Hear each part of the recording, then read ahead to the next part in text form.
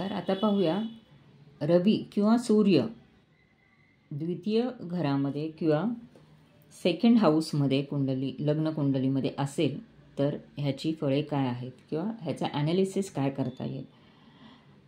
असा रवी त्या व्यक्तीला धनवान बनवतो पण खूप भाग्यसुद्धा देतो.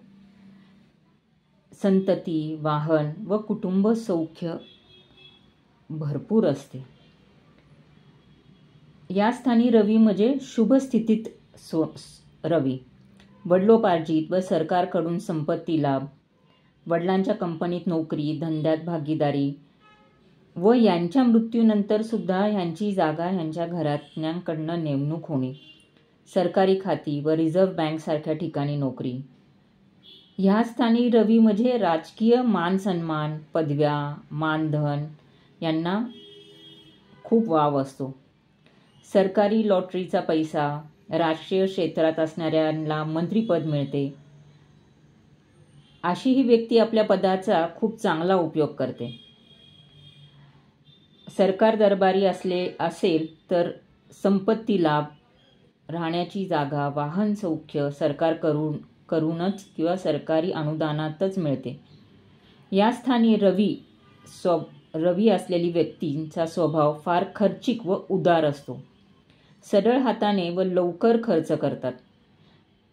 स्वतःचा मोठेपणा व डामडौल दाखवण्यासाठी निष्काळजीपणे खर्च करतात.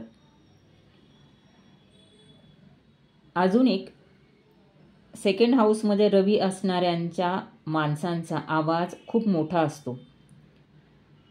यांच्या बोलण्याचा छाप पडतो. हे निर्भीडपणे, कडकपणे बोलतात. त्यामुळे ह्यांच्या बोलण्यामुळे गुप्त शत्रू निर्माण होऊ शकतात किंवा समोरच्यांच्या मनामध्ये असंतोष होऊ शकतो.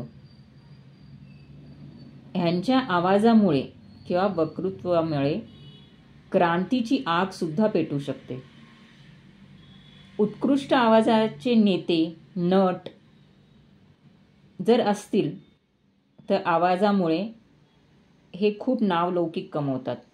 ह्यांच्या डोळ्यामध्ये चमक व एक अट्रॅक्शन असते. जर समजा हा रवी दूषित असेल तर अशा व्यक्तींना डोळ्यांचा काही त्रास किंवा काही वाणी दोष संभावू शकतो किंवा मोतीबिंदू, रात आंधळेपणा असा सुद्धा दोष निर्माण होऊ शकतो. किंवा जर दूषित रवी वडिलोपार्जित संपत्ती न मिळणे किंवा वडिलोपार्जित संपत्तीचा नाश होणे अशी ही संभावना उद्भवते. किंवा सरकारी जप्ती येणे